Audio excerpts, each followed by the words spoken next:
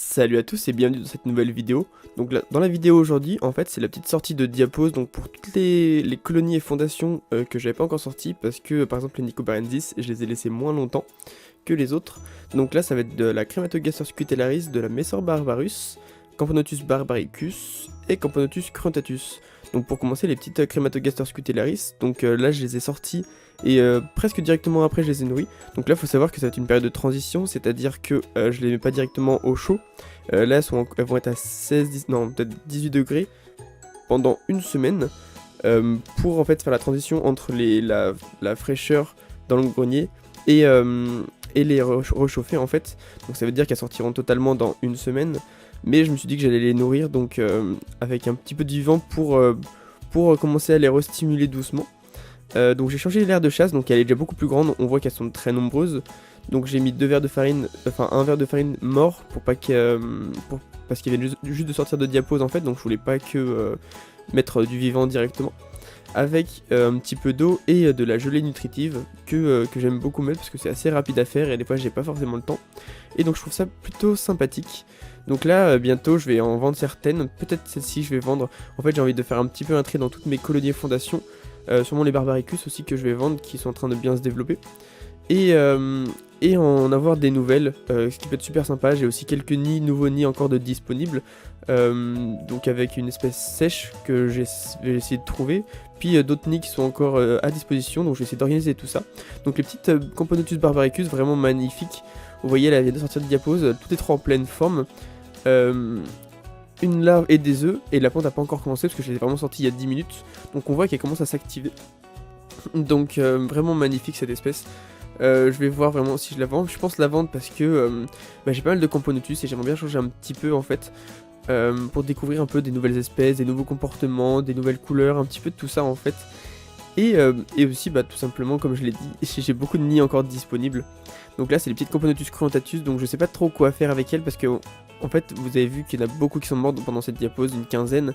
Donc avant le nid était assez grand, enfin était limite on va dire, mais elles étaient presque une trentaine, sauf que là le nid est beaucoup trop petit. Mais je pense pas pouvoir les faire sortir, surtout d'un mini microphone. Donc je vais voir comment je fais, je vais peut-être essayer de les faire sortir, mais c'est pareil dans un tube à essai, une dizaine, il faudra peut-être un gros tube à essai. Donc je sais pas encore comment je vais faire, parce que c'est pas non plus un très gros nid microphone, c'est un nid pour on va dire les fondations, enfin les colonies moyennes. Donc voilà, donc je vais voir suivant si elles pondent beaucoup, si par exemple il y a une quinzaine d'œufs, ça peut peut-être le faire. Sinon, je vais voir pour les changer de nid. Parce que voilà, donc c'est assez dommage pour cette petite colonie de Camponotus cruntatus, une espèce que j'aime beaucoup avec ses couleurs.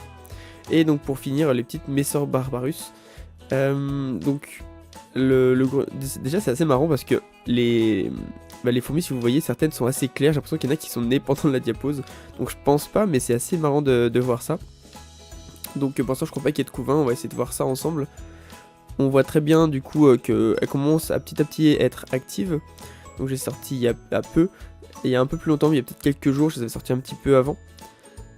Si je dis pas... Ouais, je les ai sortis il y a 2 jours. Donc ça c'est pas des œufs, donc vous voyez qu'en 2 jours elles ont commencé directement à refaire du pain. Et donc vous voyez, même que je les ai sortis, il y en a qui sont plus clairs, on dirait, c'est assez marrant. Je sais pas si c'est des naissances, parce qu'il y a eu, vu qu'elles sont dans le grenier, il y a eu quelques retours de chaleur, donc il y a peut-être 15 degrés. Et voilà, donc on peut voir aussi des beaux majors qui étaient déjà avant la diapose, avec des têtes bien rouges, et pas mal de médias. Donc la petite traîne là qui se balade. Donc c'est vraiment une espèce que j'espère que cette année va développer. L'année dernière je crois que j'avais pas fait une diapose aussi grande, donc là j'ai vraiment fait une grosse diapose pour elle.